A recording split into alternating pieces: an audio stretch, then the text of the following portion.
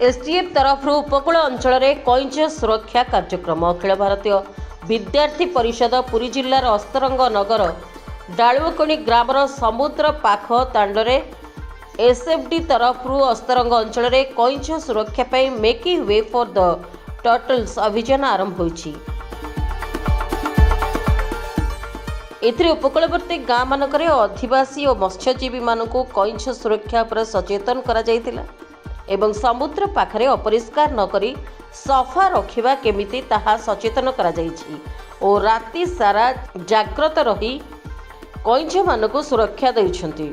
एही कार्यक्रम रे पूर्व प्रांत एसटीएफ सह संयोजक सौम्यरंजन साहू उपस्थित थिले एवं विभाग एसडीएफ सत्यप्रकाश विश्वाल, पुरी जिला संयोजक लक्ष्मीप्रिया पात्र, सलोनी पात्र, बाबुल दास, प्रस्ताव बेहरा, अनिमेश पंडा, जीती, मनोज प्रधान उपस्थित थिले।